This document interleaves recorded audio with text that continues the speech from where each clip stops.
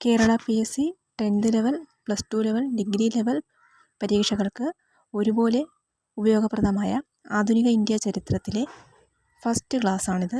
ഇന്നത്തെ ക്ലാസ്സിൽ നോക്കുന്നത് 1857 ഒന്നാം സ്വാതന്ത്ര്യ സമരത്തെക്കുറിച്ചാണ്. ക്ലാസ്സുകളുടെ നോട്ടുകൾക്കായി ടെലഗ്രാം ചാനൽ ഫോളോ ചെയ്യുക. ടെലഗ്രാം ചാനലിൻ്റെ ലിങ്ക് ഡിസ്ക്രിപ്ഷൻ ബോക്സിൽ കൊടുത്തിട്ടുണ്ട്. 1857 മഹത്തായ വിപ്ലവം, അതായത് 1857 ഒന്നാം സ്വാതന്ത്ര്യ സമരം. ഈ ഒന്നാം സ്വാതന്ത്ര്യ സമരത്തെ മഹത്തായ വിപ്ലവം, ഇന്ത്യൻ ലഹള, 1857 കലാപം എന്നിങ്ങനെ പല പേരുകളിലാണ് ഈ കലാപത്തെ അറിയപ്പെട്ടിരുന്നത്. ബ്രിട്ടീഷുകാർക്കെതിരെ ദേശീയ തലത്തിൽ തന്നെ നടന്ന ആദ്യത്തെ സംഘടിത ചെറുത്തുനിൽപ്പാണ് ഈ 1857 മഹത്തായ വിപ്ലവം. പ്രിൻറ്റിങ് മിസ്റ്റേക്ക് കൊണ്ട് ചെറുത്തുനിൽപ്പായിരുന്നു എന്നാണ്. അപ്പോൾ ഒന്ന് നിങ്ങൾ തിരുത്തി വായിച്ചോളണം കേട്ടോ. 1857 ബ്രിട്ടീഷ് ഈസ്റ്റ് ഇന്ത്യ കമ്പനി ഭരണത്തിനെതിരെ അതേ കമ്പനി സൈന്യത്തിലെ ശിപ്പായിമാർ എന്ന് വിളിച്ചിരുന്ന ഇന്ത്യക്കാരായ ഭടന്മാർ, അതായത് ഈ ബ്രിട്ടീഷ് ഈസ്റ്റ് ഇന്ത്യ കമ്പനിയുടെ ഭരണത്തിന് എതിരെ അതേ കമ്പനി, ഈ ബ്രിട്ടീഷ് ഈസ്റ്റ് ഇന്ത്യ കമ്പനി തന്നെ ഇന്ത്യക്കാരും അവിടെ ശിപ്പായിമാരായി ജോലി ചെയ്തിരുന്നു. അപ്പോൾ അവിടെ ഈ ബ്രിട്ടീഷ് ഈസ്റ്റ് ഇന്ത്യ കമ്പനി ഭരണത്തിനെതിരെ അതേ കമ്പനി സൈന്യത്തിലെ ശിപ്പായിമാർ എന്ന് വിളിച്ച നമ്മുടെ ഇന്ത്യക്കാർ, അവർ ഈ ഇന്ത്യക്കാരായ ഭടന്മാർ അവർ തുടങ്ങുകയും മുഗൾ രാജാവായ ബഹദൂർ ഷയുടെ നേതൃത്വത്തിൽ അത് അവരോധിച്ച് സ്വാതന്ത്ര്യം പ്രഖ്യാപിക്കുകയും ഉത്തര മധ്യാന്തയാകെ പരക്കുകയും ചെയ്ത ഒരു സായുധ സമരമാണ് 1857 ഒന്നാം സ്വാതന്ത്ര്യ സമരം. അതായത് ഒരു റെജിമെൻറ്റിൽ നിന്നും മറ്റൊരു റെജിമെൻറ്റിലോട്ട് ഈ കലാപം ഇങ്ങനെ പടർന്നു പോയി. അങ്ങനെയാണിത് ഏറ്റവും വലിയൊരു കലാപമായിട്ട് മാറിയത്. അതാണ് മഹത്തായ വിപ്ലവം എന്ന് തന്നെ അതിന് പേര് വന്നതിനും കാരണം അതാണ്. ഈ ഒന്നാം സ്വാതന്ത്ര്യ സമരം, അതായത് 1857 ഒന്നാം സ്വാതന്ത്ര്യ സമരം നടക്കുമ്പോൾ ഇന്ത്യയുടെ ഗവർണർ ജനറൽ എന്ന് പറയുന്നത് ആരായിരുന്നു? കാനിങ് പ്രഭു ആയിരുന്നു. കാനിങ് പ്രഭു. ഇനി ഈ വിപ്ലവത്തെ ഇംഗ്ലീഷുകാർ ശിപ്പായി ലഹള, ചെകുത്താൻ്റെ കാറ്റ് എന്നിങ്ങനെ പേരുകളിലൊക്കെ ഈ വിപ്ലവത്തെ വിശേഷിപ്പിച്ചിരുന്നു. ഏതൊക്കെയാണ്? ശിപ്പായി ലഹള, ചെകുത്താൻ്റെ കാറ്റ്. ഈ 1857 കലാപം ഇന്ത്യയുടെ ഒന്നാം സ്വാതന്ത്ര്യ സമരമാണ് എന്ന് ആദ്യമായിട്ട് വിലയിരുത്തിയത് കാൾ മാർക്സ് ആണ്. അതായത് ഒരു പത്രത്തിൽ, ഏതാണ്, ന്യൂയോർക്ക് ട്രൈബ്യൂണൽ എന്ന പത്രത്തിലാണ് ഈ കാൾ മാർക്സ് ഇങ്ങനെ എഴുതിയത്. എന്താണ്? 1857 കലാപം ഇന്ത്യയുടെ ഒന്നാം സ്വാതന്ത്ര്യ സമരമാണ്. അതുപോലെ തന്നെ നമ്മുടെ VD സവർക്കർ, ഇന്ത്യക്കാരനായ VD സവർക്കർ എന്താ പറഞ്ഞത്? 1857 കലാപത്തെ ഇന്ത്യയുടെ ഒന്നാം സ്വാതന്ത്ര്യ സമരം, ഈ ഇന്ത്യയുടെ ഒന്നാം സ്വാതന്ത്ര്യ സമരമാണെന്ന് ആദ്യമായി വിലയിരുത്തിയതാണ് ഈ കാൾ മാർക്സ്. ഇനി ഇക്കാലാപത്തെ ഇന്ത്യയുടെ ഒന്നാം സ്വാതന്ത്ര്യ സമരം എന്ന് വിശേഷിപ്പിച്ചത് ഇന്ത്യക്കാരനായ VD സവർക്കറാണ്. അദ്ദേഹം എഴുതിയ ഇന്ത്യയുടെ ഒന്നാം സ്വാതന്ത്ര്യ സമരം എന്ന പുസ്തകത്തിലാണ് അദ്ദേഹം ഒരു പുസ്തകം എഴുതിയിട്ടുണ്ട്. അതായത് ഇന്ത്യയുടെ ഒന്നാം സ്വാതന്ത്ര്യ സമരം. ആ പുസ്തകത്തിലാണ് അദ്ദേഹം ഈ കലാപത്തെ ഇന്ത്യയുടെ ഒന്നാം സ്വാതന്ത്ര്യ സമരമായിട്ട് പരാമർശിച്ചത്. ഈ സമരത്തിന് ഒരുപാട് കാരണങ്ങൾ, അതായത് ഈ ഒന്നാം സ്വാതന്ത്ര്യ സമരത്തിന് ഒരുപാട് കാരണങ്ങളുണ്ട്.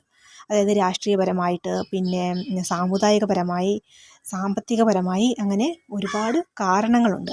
എങ്കിലും ഏറ്റവും പ്രധാനപ്പെട്ട, അല്ലെങ്കിൽ പെട്ടെന്ന് ഉണ്ടായ കാരണം എന്ന് പറയുന്നത് ഈ പശുവിൻ്റെയും പന്നിയുടെയും കൊഴുപ്പ് പുരട്ടിയ തിരകൾ തോക്കിലുപയോഗിക്കാൻ നിർബന്ധിച്ചതാണ് ഈ വിപ്ലവം പൊട്ടിപ്പുറപ്പെടാനുള്ള പ്രധാന കാരണം, അതായത് പെട്ടെന്നുള്ള കാരണമായിട്ട് പറയുന്നത്. അതായത് ഈ പശു എന്ന് പറയുമ്പോഴത്തേക്ക് ഹിന്ദുക്കൾക്ക് പാവനമായ മൃഗമാണ് പശു എന്ന് പറയുന്നത്. അതുപോലെ പന്നി എന്ന് പറയുന്നത് മുസ്ലിങ്ങൾക്ക് ഹറാമാണ്. അപ്പോൾ ഈ രണ്ട് മൃഗങ്ങളുടെയും കൊഴുപ്പുകൾ പുരട്ടിയ തിരകളാണ് ഈ തോക്കിൽ ഉപയോഗിക്കാനായി നിർബന്ധിച്ചത്. അപ്പോൾ അത് ഈ പറയുന്ന ശിപ്പായിമാരിൽ, ഈ പറയുന്ന പട്ടാളക്കാരിൽ ഈ പറയുന്ന ഇന്ത്യക്കാരുണ്ട്. അപ്പോൾ അതിൽ തന്നെ മുസ്ലിങ്ങളുണ്ട്, ഹിന്ദുക്കളുണ്ട്, അങ്ങനെ പല മതവിഭാഗത്തിലുള്ള എല്ലാവരും ഉണ്ട്. അപ്പോൾ അവർക്കൊക്കെ ഈ പറഞ്ഞ ഇതിനോട് യോജിക്കാൻ താല്പര്യം ഇല്ലായിരുന്നു. അങ്ങനെയാണ് ഇതൊരു കലാപമായിട്ട്, ഇതിനെതിരെ പ്രതിഷേധിച്ച് ഇതൊരു കലാപമായിട്ട് മാറിയത്. ഇതാണ് ഇതിൻ്റെ പ്രധാന കാരണമായിട്ട് പറയുന്നത്.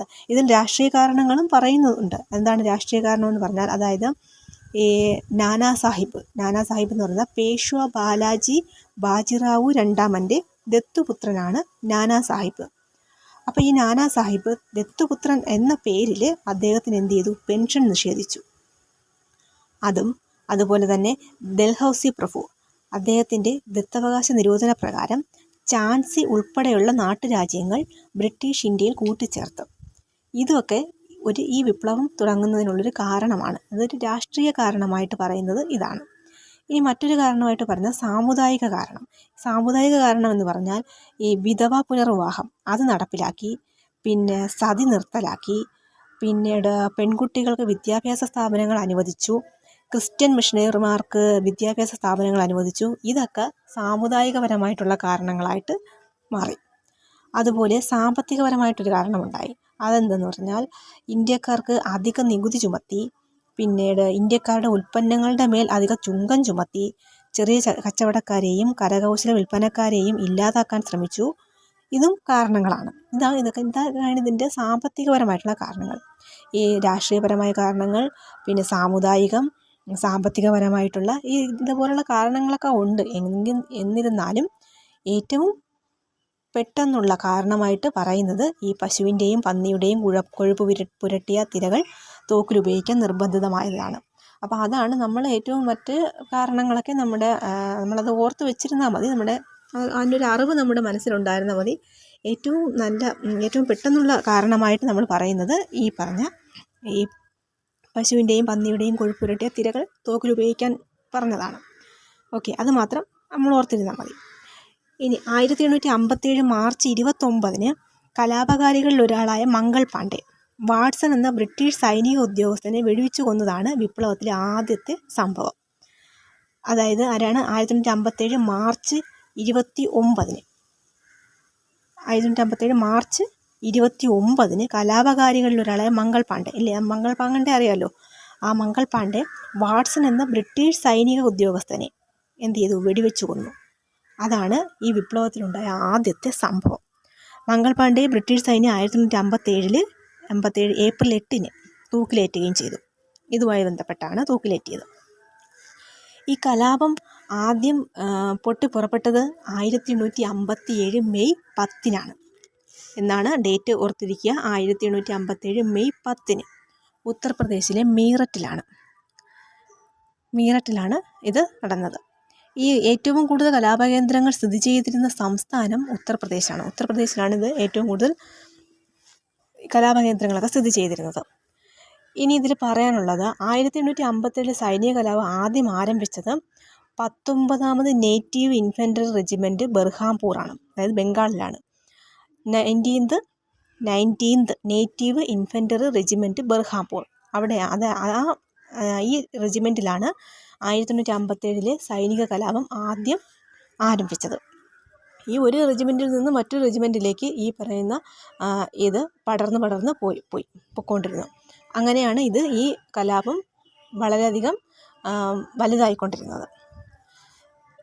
ഇനി പറയുന്ന ആദ്യത്തെ രക്തസാക്ഷി അത് മംഗൾ പാണ്ഡെ. നമ്മൾ നേരത്തെ പറഞ്ഞല്ലോ, ഈ വാട്സൺ എന്ന ബ്രിട്ടീഷ് സൈനിക ഉദ്യോഗസ്ഥനെ വെടിവെച്ചു കൊന്നതായിരുന്നു ആദ്യത്തെ സംഭവം. അതിനെ തുടർന്ന് മംഗൾ പാണ്ഡെയെ ബ്രിട്ടീഷ് സൈന്യം 1857 ഏപ്രിൽ 8 തൂക്കിലേറ്റിയെന്ന് പറഞ്ഞു. അപ്പോൾ ആദ്യത്തെ ഈ വിപ്ലവത്തിലെ ഒന്നാം സ്വാതന്ത്ര്യ സമരത്തിലെ ആദ്യത്തെ രക്തസാക്ഷി എന്ന് പറയുന്നത് ഈ മംഗൾ പാണ്ഡെയാണ്. ഈ മംഗൾ പാണ്ഡെ 34ാമത് നേറ്റീവ് ഇൻഫൻട്രി റെജിമെൻറ്റ് ബാരക്പൂറിലെ ശിപ്പായിയായിരുന്നു. അതും ബംഗാളിലാണ്. 34ാമത് നേറ്റീവ് ഇൻഫൻട്രി റെജിമെൻറ്റ് ബാരക്പൂറിലെ ശിപ്പായിയായിരുന്നു മംഗൾ പാണ്ഡെ. ഈ 1857 മാർച്ച് 29 മംഗൾ പാണ്ഡെ കൊഴുപ്പ് പുരട്ടിയ തിരകൾ ഉപയോഗിക്കുന്നതിനെതിരെ കലാപം ഉയർത്തുകയും ബ്രിട്ടീഷ് സൈനിക ഓഫീസറായിരുന്ന വാട്സനെ വെടിവെച്ച് പരിക്കേൽപ്പിക്കുകയും ചെയ്തു. അതിനെ തുടർന്നാണ് അദ്ദേഹം തൂക്കിലേറ്റപ്പെട്ടത് 1857 ഏപ്രിൽ 8. ആദ്യം ഏപ്രിൽ 18 തൂക്കിലേറ്റാൻ ഉദ്ദേശിച്ചത്, പക്ഷേ ഏപ്രിൽ 8 അത് നടപ്പിലാക്കി. ഇനി വരുന്ന വേറൊരു റെജിമെൻ്റ് എന്ന് പറയുന്നത് 41ാമത് നേറ്റീവ് ഇൻഫൻട്രി റെജിമെൻറ്റ് സിതാർപൂർ. അതിൻ്റെ പ്രത്യേകത എന്ന് പറഞ്ഞാൽ 1857 കലാപത്തിൽ വെള്ളക്കാരായ എല്ലാ ഉദ്യോഗസ്ഥരും ഇന്ത്യൻ ശിപ്പായിമാരാൽ കൂട്ടക്കൊല ചെയ്യപ്പെട്ടു. എന്താണ് എല്ലാ ഉദ്യോഗസ്ഥരും? വെള്ളക്കാരായ എല്ലാ ഉദ്യോഗസ്ഥരും ഇന്ത്യൻ ശിപ്പായിമാരാൽ കൂട്ടക്കൊല ചെയ്യപ്പെട്ട റെജിമെൻ്റാണ് ഈ 41ാമത് നേറ്റീവ് ഇൻഫൻട്രി റെജിമെൻറ്റ് സിതാർപൂർ. അപ്പോൾ അതാണ് ഇതുമായിട്ട് ബന്ധപ്പെട്ട പ്രധാനപ്പെട്ട കാര്യങ്ങൾ. ഇനി നമ്മളിതിൽ പറയുന്നത് ഇതിൽ കുറച്ച് വ്യക്തികളെക്കുറിച്ച് നമ്മൾ പറഞ്ഞു. അപ്പോൾ അവരെ ഒന്ന് ഡീറ്റെയിൽഡായിട്ട് നമുക്കൊന്ന് നോക്കാം. അതായത് ആദ്യം പറഞ്ഞത് മംഗൾ പാണ്ഡെയാണ്. മംഗൾ പാണ്ഡെ എന്ന് പറയുമ്പം ഇന്ത്യൻ സ്വാതന്ത്ര്യ സമരത്തിലെ ആദ്യ രക്തസാക്ഷിയാണ്. ഏതാണ്? ബാരക്പൂറിലെ 34ാമത് ഇൻഫൻട്രി റെജിമെൻറ്റിലെ സൈനികനായിരുന്നു, അതായത് സിപ്പായി ആയിരുന്നു. 1857 ഏപ്രിൽ 8-നാണ് മംഗൾ പാണ്ഡെയെ തൂക്കിലേറ്റിയത്.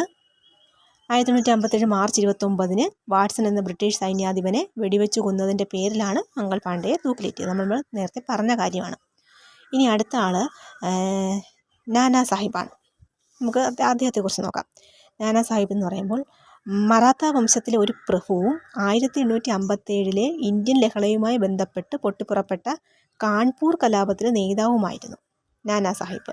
ഇന്ത്യൻ ലഹളയുമായിട്ട് ബന്ധപ്പെട്ട് നടന്ന മറ്റൊരു ഇതായിരുന്നു, അതുമായിട്ട് ബന്ധപ്പെട്ട ഒന്നാണ് കാൺപൂർ കലാപം. ഈ കാൺപൂർ കലാപത്തിലെ നേതാവായിരുന്നു ഈ നാനാ സാഹിബ് എന്ന് പറയുന്നത്. പേഷ്വ ബാജിറാവു രണ്ടാമൻ്റെ ദത്തുപുത്രനാണ്. നമ്മൾ നേരത്തെ ഒരു വിപ്ലവത്തിൻ്റെ ഒരു കാരണമായിട്ട് പറഞ്ഞില്ലേ, ഇദ്ദേഹം രണ്ടാമത്തെ, അതായത് പേഷ്വ ബാലാജി ബാജിറാവു രണ്ടാമൻ്റെ ദത്തുപുത്രൻ എന്ന പേരിലായതുകൊണ്ട് ഇദ്ദേഹത്തിന് പെൻഷൻ നിഷേധിച്ചു എന്ന് നമ്മൾ നേരത്തെ പറഞ്ഞു. അതൊരു രാഷ്ട്രീയ കാരണമായിട്ട് വിപ്ലവത്തിന് കാരണമായെന്ന് പറഞ്ഞല്ലോ, അതാണ്. അപ്പോൾ അതാണ് പേഷ്വ ബാജിറാവു രണ്ടാമൻ്റെ ദത്തുപുത്രനാണ് നാനാ സാഹിബ്. ഇനി ബാജിറാവുവിൻ്റെ മരണത്തെ തുടർന്ന് 1851 നാനാ സാഹിബ് പേഷ്വ ആയി തീർന്നു. നമ്മുടെ ഈ രാജാവിൻ്റെയൊക്കെ പദവി കൊടുക്കത്തില്ല, അതേപോലെ ഒരു പദവിയാണ് ഈ പറഞ്ഞ പേഷ്വ എന്ന് പറയുന്നത്. ദത്തുപുത്രനാണെന്ന കാരണം പറഞ്ഞ് പേഷ്വയ്ക്ക് അനുവദിച്ചിരുന്ന 8 ലക്ഷം രൂപയുടെ വാർഷിക പെൻഷനാണ് നിർത്തലാക്കിയത്. അതാണ് വാർഷിക പെൻഷൻ 8 ലക്ഷം രൂപ. ഈ 8 ലക്ഷം രൂപയാണ് ഈ ദത്തുപുത്രനാണ് എന്ന ഒരു കാരണം പറഞ്ഞുകൊണ്ട് പേഷ്വയ്ക്ക് നിഷേധിച്ചത്. ഈ നിഷേധിച്ചതിൻ്റെ പേരിലാണ് നാനാ സാഹിബിന് ബ്രിട്ടീഷുകാർക്കെതിരെ നിൽക്കാനുള്ള ഒരു കാരണം വന്നത്. നാനാ സാഹിബ് ബ്രിട്ടീഷുകാർക്കെതിരെ തിരിയാനുള്ള കാരണം എന്ന് പറയുന്നത് ഇദ്ദേഹത്തിന് പെൻഷൻ നിഷേധിച്ചതാണ്. ഇനി നാനാ സാഹിബിൻ്റെ സൈനിക ഉപദേഷ്ടാവായിരുന്നു താന്തിയ തോപ്പി. അദ്ദേഹത്തിൻ്റെ സൈനിക ഉപദേഷ്ടാവ് താന്തിയ തോപ്പി. ഈ നാനാ സാഹിബിന് വേണ്ടി യുദ്ധം നയിച്ചതൊക്കെ ഈ താന്തിയ തോപ്പിയായിരുന്നു. 1857 വിപ്ലവത്തിൻ്റെ ബുദ്ധികേന്ദ്രം എന്ന് അറിയപ്പെടുന്നത് തന്നെ നാനാ സാഹിബിനെയാണ്. അത് ഓർത്തിരിക്കുക. 1857 വിപ്ലവത്തിൻ്റെ ബുദ്ധികേന്ദ്രം എന്നറിയപ്പെട്ടിരുന്നത് ആരാണ്? നാനാ സാഹിബിനെയാണ് അങ്ങനെ അറിയപ്പെട്ടിരുന്നത്. ഇനി അടുത്ത വ്യക്തിയാണ് താന്തിയ തോപ്പി. നാനാ സാഹിബിൻ്റെ ജനറലായി പ്രവർത്തിച്ചുകൊണ്ട് താന്തിയ തോപ്പി ബ്രിട്ടീഷുകാർക്കെതിരെ പോരാടിയത്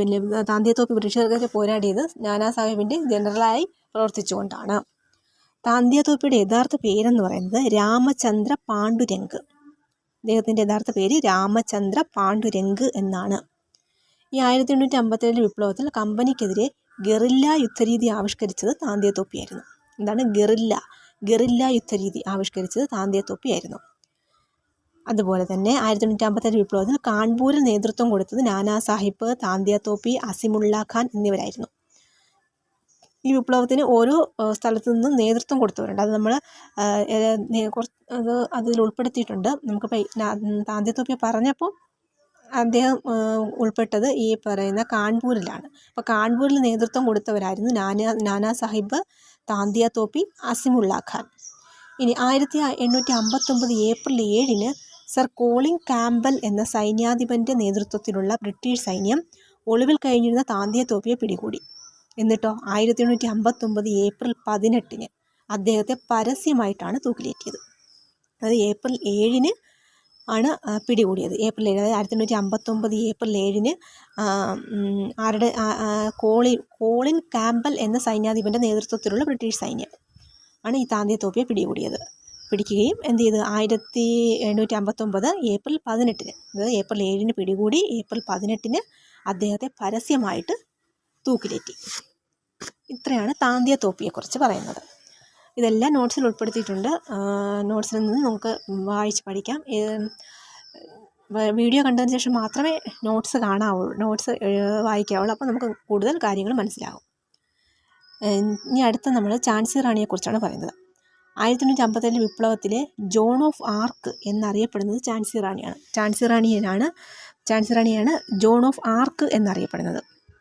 മണികർണിക എന്നാണ് ഝാൻസി റാണിയുടെ യഥാർത്ഥ പേര്, അതായത് ബാല്യകാലത്തെ പേര്. ഝാൻസി റാണി ലക്ഷ്മിഭായ് അല്ലേ, ഝാൻസി റാണി ലക്ഷ്മിഭായിയുടെ ബാല്യകാലത്തെ പേരെന്ന് പറയുന്നത് മണികർണിക എന്നാണ്. ഇനി മനുഭായ് എന്ന അപരനാമത്തിലാണ് വിളിക്കപ്പെട്ടിരുന്നത്. ഝാൻസി റാണിയെ വിളിക്കപ്പെട്ടിരുന്ന അപരനാമം എന്ന് പറയുന്നത് മനുഫായി എന്നാണ്. ഝാൻസിയിലെ രാജാവായ ഗംഗാധർ റാവു ആദ്യ ഭാര്യ രമാഫായി മരിച്ചതിനെ തുടർന്ന് 1850 മണികർണികയെ വിവാഹം ചെയ്തു. ആരാണ് ഈ ഗംഗാധർ റാവു? രമാഫായി അദ്ദേഹത്തിൻ്റെ ആദ്യ ഭാര്യയായ രമാഫായി മരിച്ചതിനെ തുടർന്നാണ് ഈ ഝാൻസി റാണിയെ, അതായത് മണികർണികയെ വിവാഹം ചെയ്തത്. അതോടെ അവർ ഝാൻസിയിലെ റാണിയായി മാറി. അങ്ങനെയാണ് ഈ മണികർണിക ഝാൻസി റാണിയായി മാറിയത്. ഈ ഝാൻസി നഗരം എന്ന് പറയുന്നത് ഇപ്പോൾ മധ്യപ്രദേശിലാണ് സ്ഥിതി ചെയ്യുന്നത്. 1857 വിപ്ലവത്തിൽ ഝാൻസിയിൽ യുദ്ധത്തിന് നേതൃത്വം കൊടുത്തത് ലക്ഷ്മിഭായിയാണ്. അതായത് ഝാൻസി റാണി ലക്ഷ്മിഭായി ഝാൻസിയിൽ യുദ്ധത്തിന് നേതൃത്വം കൊടുത്തത്. ദത്തവകാശ നിരോധന നയം വഴി ഝാൻസി കൈയടക്കാൻ ബ്രിട്ടീഷുകാർ ശ്രമിച്ചതാണ് ഝാൻസി റാണിയെ ബ്രിട്ടീഷുകാർക്കെതിരെ തിരിയാൻ കാരണമായത്. എന്താണ് ദത്തവകാശ നിരോധന നയം വഴി ഝാൻസി എന്ന ആ പ്രദേശം അത് കൈയടക്കാൻ ബ്രിട്ടീഷുകാർ ശ്രമിച്ചു.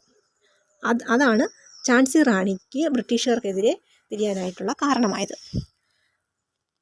ഇനി അതുപോലെ തന്നെ മധ്യപ്രദേശിലെ ഗോളിയോറിൽ യുദ്ധത്തിന് നേതൃത്വം കൊടുത്തത് ഝാൻസി റാണി ആയിരുന്നു. ഇനി 1858 ജൂൺ 17 ഝാൻസി റാണി ഗോളിയോറിനടുത്തുള്ള കോട്ടാഗി സാരയിൽ വെച്ച് വീരമൃത്യു വരിച്ചു. എവിടുന്നാണ്? 1858 ജൂൺ 17 ഗോളിയോറിനടുത്തുള്ള കോട്ടാഗി സാരയിൽ വെച്ചാണ് വീരമൃത്യു വരിച്ചത്. ജനറൽ ഹുക്രോസ് എന്ന ബ്രിട്ടീഷ് സൈന്യാധിപനാണ് ഝാൻസി റാണിയെ പരാജയപ്പെടുത്തിയത്. ഝാൻസി റാണിയെ പരാജയപ്പെടുത്തിയ ബ്രിട്ടീഷ് സൈന്യാധിപനാണ് ജനറൽ ഹുക്രോസ്. വിപ്ലവകാരികളുടെ സമുന്നത ധീര നേതാവ് എന്നാണ് ജനറൽ ഹുക്രോസ് ഝാൻസി റാണിയെ വിശേഷിപ്പിച്ചത്. അല്ലേ, ഝാൻസി റാണി എന്നൊക്കെ പറയുമ്പോൾ തന്നെ അറിയത്തില്ലേ നമുക്ക്, അത് ഏറ്റവും നല്ലൊരു അതാണ് ഒരു ഒരു സൈനിക തന്നെ ആയിരുന്നു. വിപ്ലവകാരികളുടെ സമുന്നത ധീര നേതാവ് എന്നാണ് ഈ ജനറൽ ഹുക്രോസ് ഝാൻസി റാണിയെ വിശേഷിപ്പിച്ചത്. അതുപോലെ ജവഹർലാൽ നെഹ്റു ഝാൻസി റാണി വിശേഷിപ്പിച്ചത് എന്താണ്? ഒരു ഇരുണ്ട പശ്ചാത്തലത്തിലെ പ്രകാശമാനമായ ബിന്ദു, a bright spot against a dark background എന്നാണ് ജവഹർലാൽ നെഹ്റു ഝാൻസി റാണിയെ വിശേഷിപ്പിച്ചത്. ഇതാണ് ഈ വിപ്ലവവുമായിട്ട് ബന്ധപ്പെട്ട പ്രധാനപ്പെട്ട വ്യക്തികൾ. ഇനി ഈ ഒന്നാം സ്വാതന്ത്ര്യ സമരം നയിച്ചവരുണ്ട്. അതായത് ഡൽഹിയിൽ ബഹദൂർ ഷാ രണ്ടാമനും ജനറൽ ഫത്ത് ഖാനുമാണ് നയിച്ചത്. കാൺപൂരിലായപ്പോൾ നാനാ സാഹിബ്, താന്തിയ തോപ്പി, അസിമുള്ള ഖാൻ, അത് നമ്മൾ നേരത്തെ പറഞ്ഞായിരുന്നു. പിന്നെ ലക്നൗവിൽ ബീഗം ഹസ്രത്ത് മഹൽ ആണ്. ഇനി ബുദ്ദേൽഖണ്ഡ് ഝാൻസി, അവിടെ റാണി ലക്ഷ്മിഭായി അഥവാ ഝാൻസി റാണിയാണ്.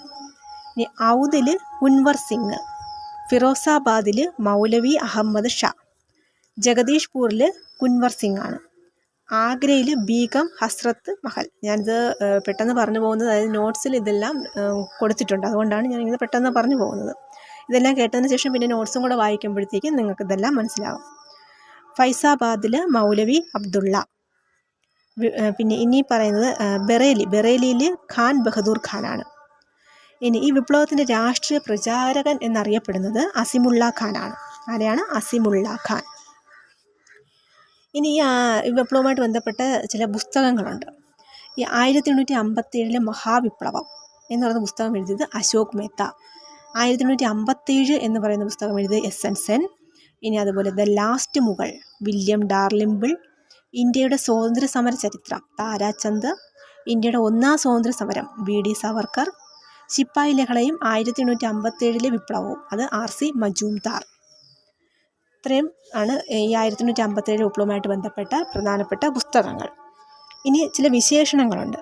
അതായത് 1857 വിപ്ലവത്തെ ഒന്നാം സ്വാതന്ത്ര്യ സമരം എന്ന് പറഞ്ഞത് വി.ഡി. സവർക്കർ. ഈ വിപ്ലവത്തെ ആഭ്യന്തര കലാപം എന്ന് പറഞ്ഞത് എസ്.ബി. ചൗധരി. ഇതൊരു ഉയർത്തെഴുന്നേൽപ്പാണ്, ദ അപ്രൈസിംഗ്, ഉയർത്തെഴുന്നേൽപ്പ് എന്ന് പറയുന്നത് വില്യം ഡാർലിംബിൾ. ഇത് ആദ്യത്തേതുമല്ല, രാജ്യത്തിന് വേണ്ടിയുള്ളതുമല്ല, സ്വാതന്ത്ര്യത്തിന് വേണ്ടിയുമല്ലാതുള്ള സമരം എന്ന് പറഞ്ഞത് ആർ.സി. മജൂംദാർ ആണ്. ഇനി ഇതിനെ ശിപ്പായി ലഹള എന്ന് പറഞ്ഞത് സർ ജോൺ ലോറൻസ് സീലി എന്നിവരാണ്. അതിൽ ബ്രിട്ടീഷ് ചരിത്രകാരന്മാരാണ്. വിപ്ലവം ഒരു ദേശീയ സമരം എന്ന് പറഞ്ഞത് ഡിസ്രേലിയാണ്. ബ്രിട്ടീഷ് പാർലമെൻറ്റിലാണ് ഇത് പറഞ്ഞത്. ഹിന്ദു മുസ്ലിം ഗൂഢാലോചനയാണ്. അതായത് 1857 വിപ്ലവം എന്ന് പറയുന്നത് ഹിന്ദു മുസ്ലിം ഗൂഢാലോചന എന്ന് പറയുന്നത് ഔട്ട് റാമാണ്. പിന്നെ ഇത് സ്വാതന്ത്ര്യത്തിന് വേണ്ടിയുള്ള യുദ്ധം എന്ന് പറയുന്നത് ഡോക്ടർ എസ്.എൻ. സെൻ ആണ്. ഇനി നമ്മൾ ഈ വിപ്ലവത്തെക്കുറിച്ച് പറഞ്ഞു. ഇനി ഈ വിപ്ലവത്തിന് ശേഷം നടന്നത് എന്തൊക്കെയാണെന്നോ? വിപ്ലവത്തിന് ശേഷം നടന്ന കാര്യങ്ങളാണ്. വിപ്ലവത്തിൻ്റെ പരിണിത ഫലമായിട്ട് ബഹദൂർ ഷാ രണ്ടാമനെ 1862 റങ്കൂണിലേക്ക് നാട് കടത്തുകയും അദ്ദേഹത്തിൻ്റെ മകനെ വധിക്കുകയും ചെയ്തു. അതാണ് വിപ്ലവാനന്തരം നടന്ന സംഭവങ്ങളാണ് ഇനി പറയുന്നത്. അതായത് എന്താണ്, അതിൻ്റെ പരിണിത ഫലമായിട്ട് ബഹദൂർ ഷാ രണ്ടാമൻ എന്ത് ചെയ്തു? വിപ്ലവമൊക്കെ കഴിഞ്ഞപ്പോൾ ബഹദൂർ ഷാ രണ്ടാമനെ 1862 റങ്കൂണിലേക്ക് നാട് കടത്തി. ഈ ബഹദൂർ ഷാ രണ്ടാമൻ എന്ന് പറയുമ്പം അത് നമ്മൾ പറഞ്ഞായിരുന്നു. അതായത് 1857 വിപ്ലവത്തിൻ്റെ താൽക്കാലിക വിജയത്തെ തുടർന്ന് വിപ്ലവകാരികൾ ചക്രവർത്തിയായി ഡൽഹിയിൽ വാഴിച്ചതാണ് ഈ ബഹദൂർ ഷാ രണ്ടാമനെ.